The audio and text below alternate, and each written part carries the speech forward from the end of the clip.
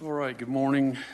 Today is April 8th of 2025, and time's 10 a.m., and we'll open up this work session here to discuss Spring Valley Ranch roads. And I'll turn it over to Monty.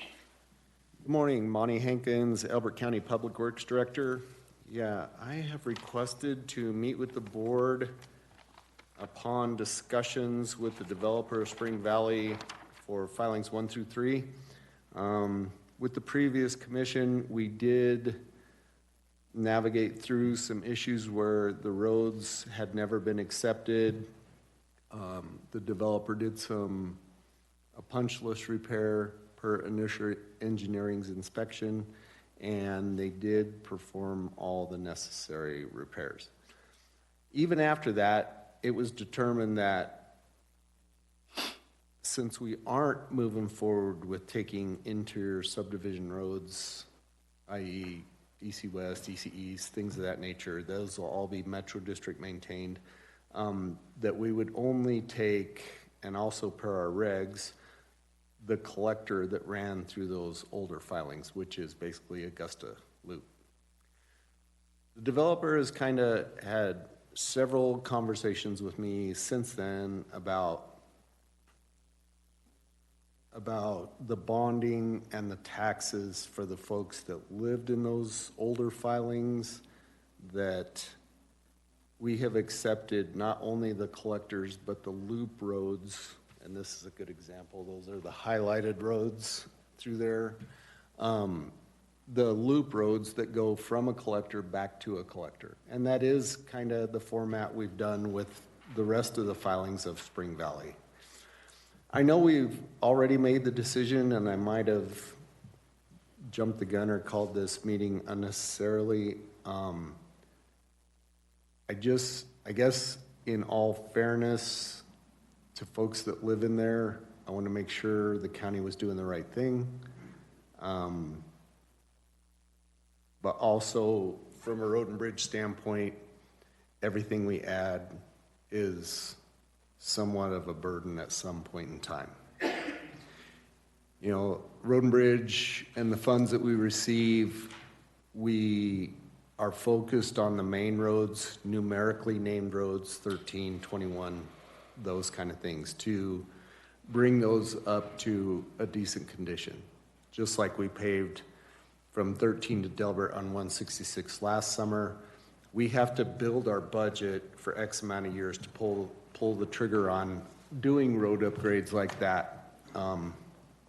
So it's difficult for us throughout the years to put funds towards interior subdivision roads when we need to bring our main roads up to speed.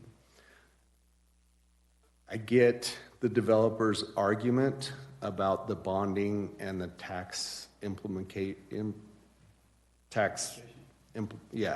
towards not accepting those roads. At the same time, you know, I just don't know if us accepting more roads is where we want to head. So I did make a commitment to him that I would discuss this with the board, and that's what I'm doing. Okay. Any questions? Well, this has been going on for quite some time. It has. And maybe a little bit of history on why these were not accepted to begin with, and then we had a punch list, and then where we are now might be helpful to new commissioners. So for Commissioner Buck and Commissioner McDaniels, we did start this many, many years ago. Those filings were built out in like 2004. They were never formally accepted by the county. The county kind of began maintaining them based on, you know, somewhat of a handshake agreement is what I would say. Well, then we had our first public works director, Rory Hale. He and the admin staff determined, hey, those roads were never formally accepted. Let's let the developer know that we're going to quit maintenance until we identify a punch list, perform the punch list, and then they can reapply to have the roads accepted formally. That all took place except for the proper formal request for acceptance, even after the punch list was done.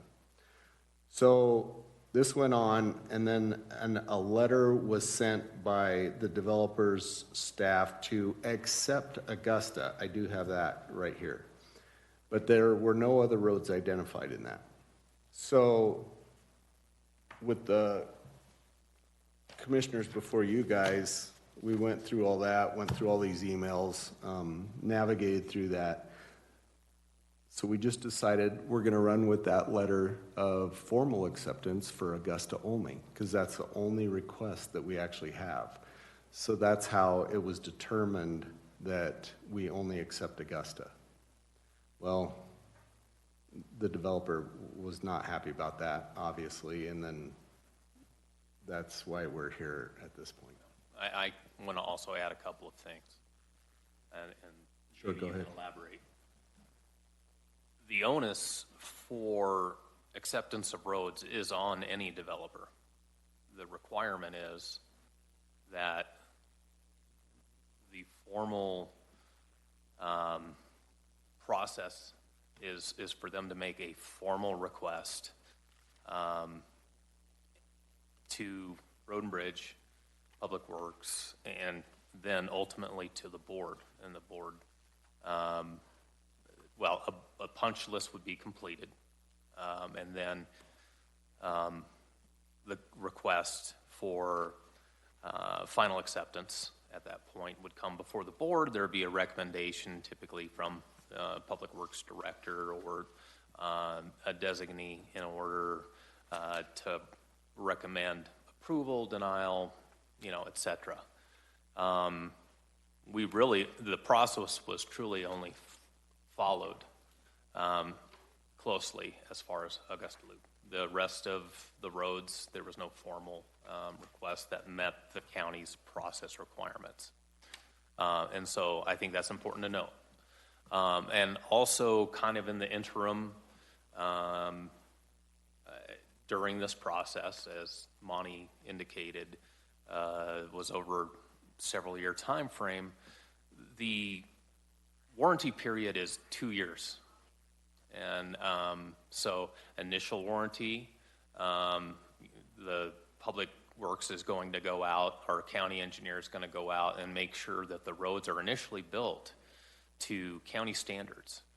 Because if we're ultimately going to be accepting those roads, we want to make sure they're built correctly, they're of good quality, that maintenance that we're doing is going to be able to be done in an appropriate process, that they're safe, that health, safety, welfare, all of these things that are taken into account for public safety purposes have been accommodated as well.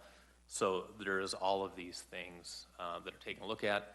Then there is initial warranty acceptance, and then finally at the conclusion of that 2-year period, the onus, again, as I stated, is on any developer to say, I want to have all of my responsibility for these particular roads totally on the county. I'm going to give these roads to the county. County is going to go ahead and accept these as county roads. Again, as I stated, Augusta Loop's the only one that the whole process was completed on. Somewhere in the middle of this process, we also, as a county, updated our road standards, which is appropriate. That needs to happen every so often. And part of the approach that the county decided to take at that point moving forward was we're going to take a pretty hard look at no longer accepting interior roads for subdivisions and PUDs based on just the level of work and staff commitments and maintenance and that sort of thing, that we want to ensure that we are being good stewards of our equipment, our staff time and that sort of thing, and focusing on roads that really should be county roads. And so really the only interior roads that we're looking at accepting moving forward are going to be roads that are essentially major collectors or that sort of thing, and roads that are essentially going to be a continuation of roads that are already county roads. So a County Road 113, if it's going through the middle of a PUD or something like that, then we'll take a look at accepting that road because that's going to have to meet whatever the requirements are for the county road that's going to be connecting to that already. So I think all of those things are important to note for your information and knowledge on why we ended up where we did. Anything to add? Correct. Yeah, I mean, the previous Public Works Director, the regs state that we may accept a collector road within a subdivision, may being the key word. Collector road, if you just break it down to a collector road, a true collector road is a road that runs through a subdivision that has no addresses on it. So Augusta is a perfect example within Spring Valley. Now, somewhere along in the process, the previous Public Works Director, in my opinion, made some ill-fated decisions on allowing the loop roads from a collector back to a collector to be construed as a collector. Those really aren't a collector. A collector, as I stated, is ones that don't have addresses on them, and we do have those in the filings of Spring Valley. Unfortunately, the other filings of Spring Valley are similar to this exhibit right here, where the collector did get accepted, but so did the loops to and from. So the only reason I guess I had a little bit of confusion in my infancy here as the Public Works Director is consistency within this subdivision and moving forward from there with these older filings. So what year was Augusta Loop accepted? Last year, 2024. So fairly recently. Yes, that decision was made, again, with, I think, full knowledge of all of the facts that have at least been presented here today. I just want to remind the board and staff here today that no decisions can be made at this meeting. Correct. There's already been a decision that's been made with regard to what roads are going to be accepted or not based upon all the facts that have been presented here today and some additional facts previously. That was made by the previous board? That's correct. So there's already been a decision made. I think the question has been whether there's a willingness to reconsider that decision, but what I am saying at this point is that decision cannot be reconsidered at this meeting. Right. If it's going to be considered at all, it needs to be at a formal meeting where decisions can be made, and that would be most likely at a BOCC meeting, if that's even something that the county wants to pursue. Thank you. And again, we're kind of back to, I mean, like I say, we may not have even needed to have this meeting, but we're kind of back to Augusta was the only one that was formally accepted. Everything else has kind of been verbal verbal, honestly.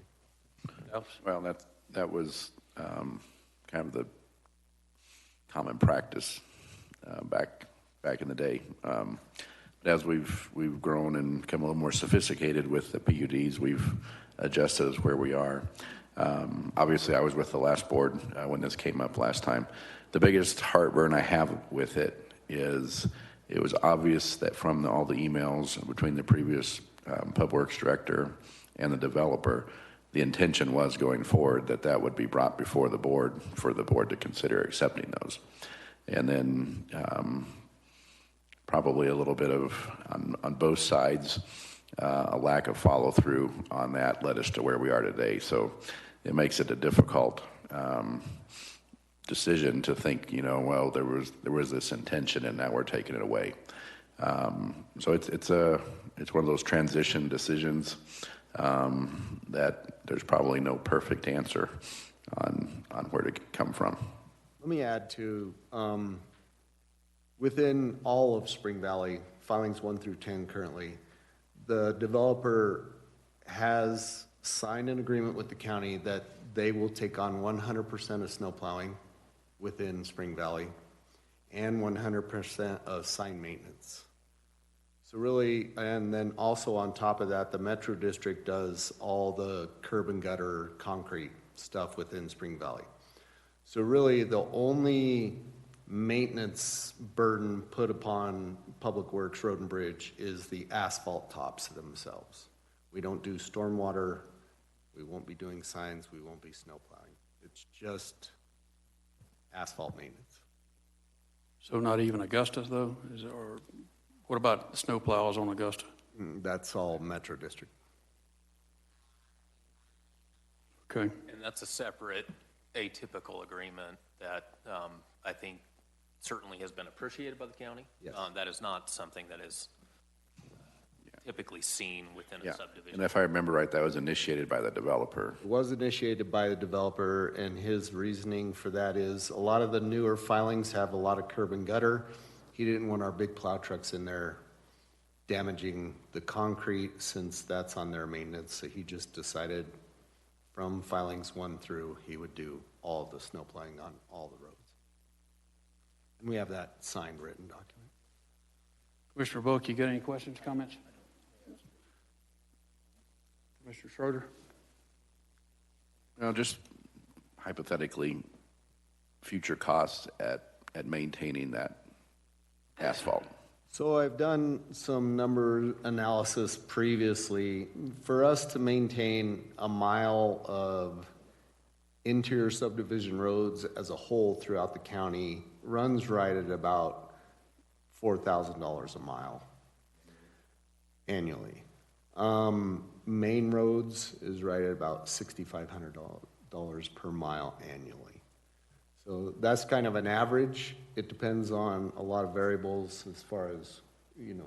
That's if it's built to standard. That's the variables. If it's built to standard, if it was done right, if the subgrade's right, if the asphalt is of certain thickness, if there's, you know, not abnormal truck traffic on it. I mean, weather, on and on it goes, so. Do we even know if those roads out there are up to county standards? They are. They are? Okay. Do you have an opinion on whether we should consider this, or? I do. I mean, I did. I hate to be wishy-washy. I was put my foot down on just Augusta, especially with the path we're going forward with not accepting any interior subdivision roads. You know, I wanted to hold the line there. Plus, the regs say only a collector. Now, might be a good salesman or what have you, but since then I've been swayed or have a question mark just based on the fact that this won't be consistent with the other filings of Spring Valley if we only do Augusta.